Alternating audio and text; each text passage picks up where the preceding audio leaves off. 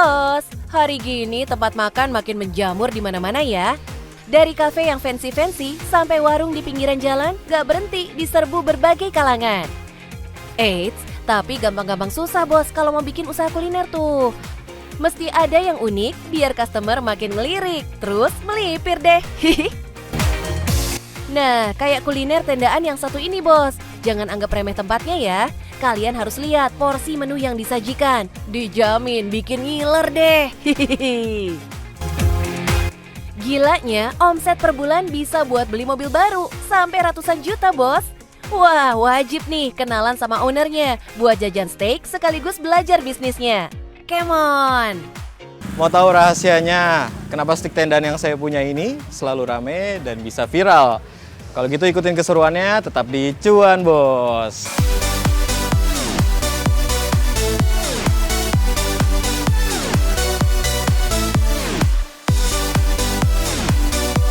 Ini dia nih, kedai steak tendaan yang lagi viral gara-gara menunya extraordinary bos. Kalau biasanya steak disajikan sesuai porsi ideal makan, di sini tuh pakainya platter atau piring besar yang isinya full kayak begini. Fix nih, auto gagal diet. Yang kayak begini nih bakal jadi magnet buat para influencer dan food vlogger. Pantes aja, si steak seksi ini sering banget seliweran di medsos kita bos. Hasilnya, penjualan offline-nya ngacir banget, bos. Pertama, kita selalu yang penting mempertahankan dan meningkatkan dari segi kualitas makanan serta pelayanan gitu. Walaupun mungkin kita kan baru ya Mbak, jadi memang masih banyak juga yang ada yang komplain dan lain-lain, itu kita open banget. Jadi setiap komplainan orang kita perbaiki sehingga selalu ada inovasi.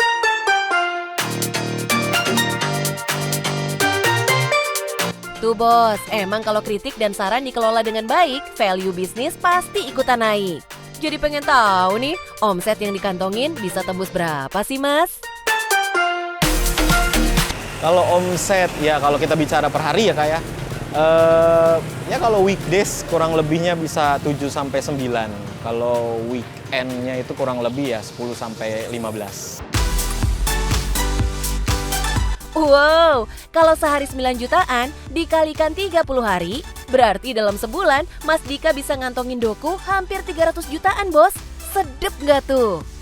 By the way, Mas Dika ini dulunya adalah salah satu chef di hotel berbintang yang kepincut bikin bisnis steak tendaan. Nggak main asal jalan, waktu setahun ia habiskan untuk ngoprek resep dan aneka menu kayak sekarang. Hasilnya, sejak buka 2022 lalu, Gilnet Grill udah banyak banget penggemarnya. Nah, konsepnya steak porsi ramean yang harganya masih masuk akal. Plus rasanya dijamin pol-polan bos. Wih. Ini dia bos, salah satu primadonanya, si signature plate untuk 4 orang. Pilihan dagingnya ada 3 macam, mau sirloin, tenderloin, atau ribeye. Plus ada tambahan teman-temannya, kayak chicken katsu, penne pasta, dan saikoro. Kebayangkan rasanya? Endes!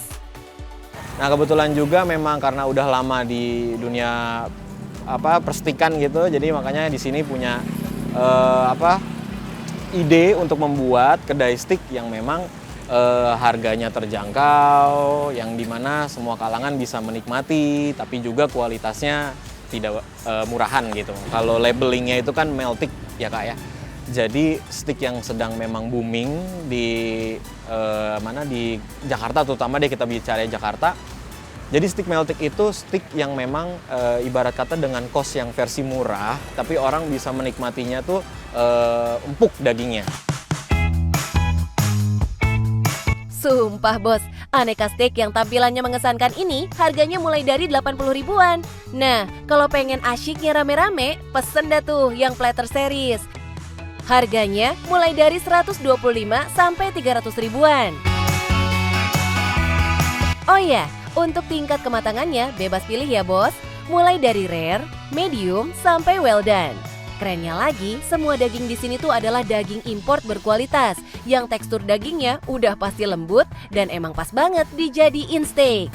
Nah bos, ini dia daging yang kita gunakan di kedai steak kita. Nah ini sirloin Meltiknya. Jadi ini import dari US, marblingnya kelihatan kalau Meltik itu, tapi empuknya juga udah pasti dijamin gitu ya. Terus yang ini untuk rib eye. Bentuknya kalau cuttingnya berbedanya, dia bentuknya lebih oval dan dia lebih ceper gitu. Marblingnya sih sama, tapi dan dia juga import dari US.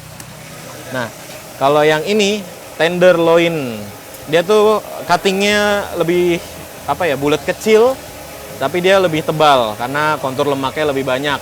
Marblingnya sama, dia juga US dari import dari US maaf. Dan dia lebih tebal. Nah, ini favoritnya di tempat kita karena dia lebih juicy kalau dipanggang. Semuanya udah diperhitungkan kok. Emang sih, kalau berani pasang harga murah tapi kualitas mewah, pelanggan pasti bakal cinta mati. Plus, mau antrian seheboh apa, bakal tetap dijabanin. Bener nggak Mbak? Ini first time aku ya, pertama kali makan di sini. Jujur dagingnya juicy, enak banget. Terus bumbunya juga berasa. Sama aku suka mushroom sauce-nya sih, enak. Terus black pepper juga enak. Tuh, worth to try banget kan? Sikat bos, nggak pakai lama deh, ntar kehabisan. Tapi nggak melulu soal duit bos. Mas Dika ngerasain juga tuh gimana susahnya nyari lapak tempat usaha. Menggiring konsumen biar mau coba, belum lagi urusan karyawan sampai supplier. Yang ada aja masalahnya. Karena memang dulu sebelum di sini justru malah saya buka itu di Cibubur dan itu gagal. Ya itu udah berjalan hanya 6-7 bulan kita gagal. Itu di faktor besarnya itu karena mungkin areanya ya yang kurang bagus gitu. Dan juga pada saat kita pindah ke sini itu nggak langsung rame gitu, nggak juga. Nah, kendala terbesar kita itu adalah SDM pada saat itu. Karena susah sekali mendapatkan SDM yang ibarat kata mau diajak struggle gitu. Dari segi mental, fisiknya, dan juga ya banyak yang ya hanya nyoba sekali 2 kali, habis itu pergi. Duh, emang ya, jadi pengusaha kudu punya stok sabar segudang. Mental juga kudu sekuat beton bertulang. Kalau enggak, ya bisnis bakal melempem. Terus lama-lama mati ditinggal zaman. Amit-amit ya bos. Nah bos, kalau untuk usaha itu pasti akan ada up and down-nya. Nah, yang paling penting tetap semangat dan terus berjuang. Dan yang terakhir, yang penting cuan bos.